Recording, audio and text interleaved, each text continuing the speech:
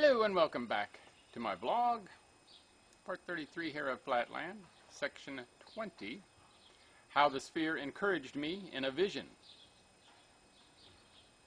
Although I had less than a minute for reflection, I felt, by a kind of instinct, that I must conceal my experiences from my wife.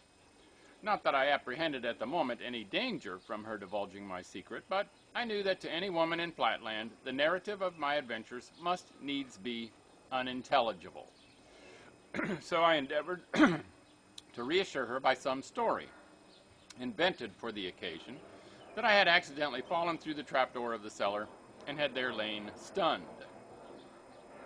The southward attraction in our country is so slight that even to a woman my tale necessarily appeared extraordinary and well nigh incredible.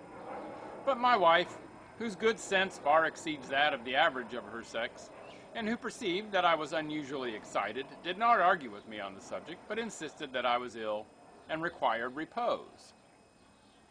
I was glad of an excuse for retiring to my chamber to think quietly over what had happened.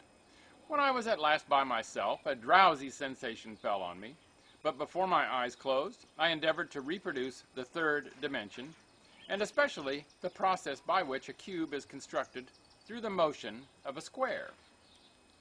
It was not so clear as I could have wished, but I remembered that it must be upward and yet not northward. And I determined steadfastly to retain these words as the clue which, if firmly grasped, could not fail to guide me to the solution. So mechanically repeating, like a charm, the words, upward yet not northward, I fell into a sound, refreshing sleep. During my slumber I had a dream. I thought I was once more by the side of the sphere, whose lustrous hue betokened that he had exchanged his wrath against me for perfect placability. We were moving together towards a bright but infinitesimally small point, to which my master directed my attention.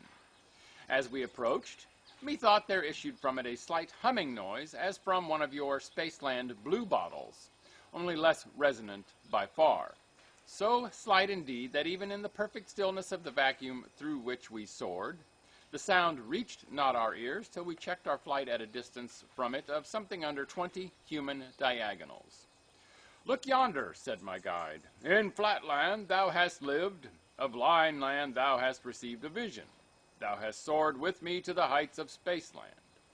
Now, in order to complete the range of thy experience, I conduct thee downward to the lowest depth of existence, even to the realm of Pointland, the abyss of no dimensions.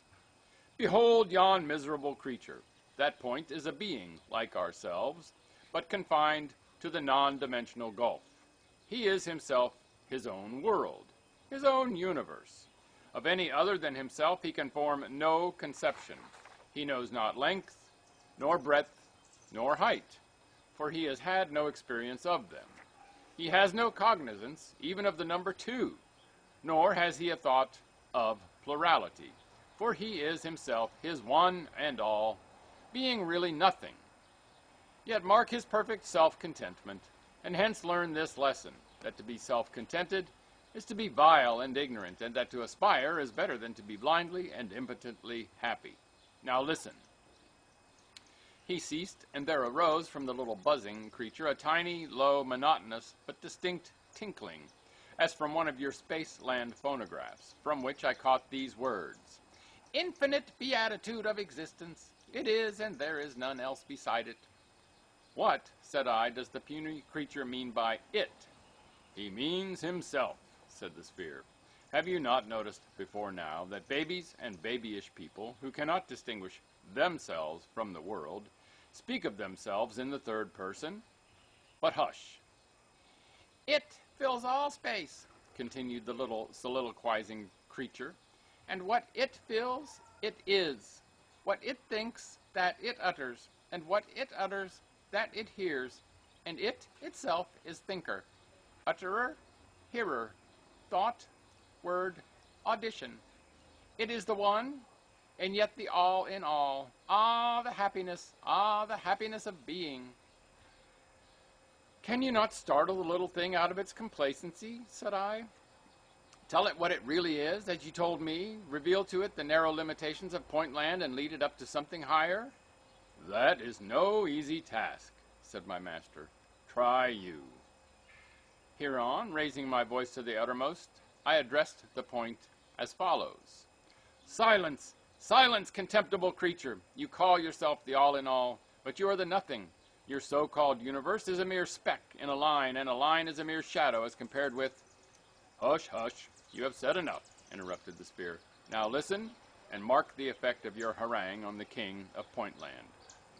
The luster of the monarch, who beamed more brightly than ever upon hearing my words, showed clearly that he retained his complacency, and I had hardly ceased when he took up his strain again. Ah, the joy of thought! What can it not achieve by thinking, its own thought coming to itself, suggestive of its disparagement, thereby to enhance its happiness? Sweet rebellion stirred up to result in triumph. Ah, the divine creative power of the all-in-one! Ah, the joy of being! You see, said my teacher, how little your words have done. So far as the monarch understands them at all, he accepts them as his own, for he cannot conceive of any other except himself, and plumes himself upon the variety of its thought as an instance of creative power. Let us leave this god of Pointland to the ignorant fruition of his omnipresence and omniscience. Nothing that you or I can do can rescue him from his self-satisfaction.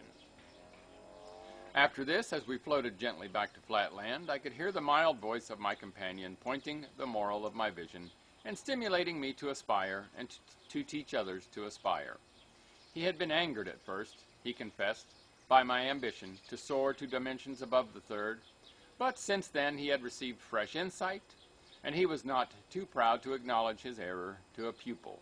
Then he proceeded to initiate me into mysteries yet higher than those I had witnessed, showing me how to construct extra solids by the motion of solids, and double extra solids by the motion of extra solids, and all strictly according to analogy, all by methods so simple, so easy, as to be patent even to the female sex. That's the end of section 20. We're nearing the end. Make it a great day, and bye for now.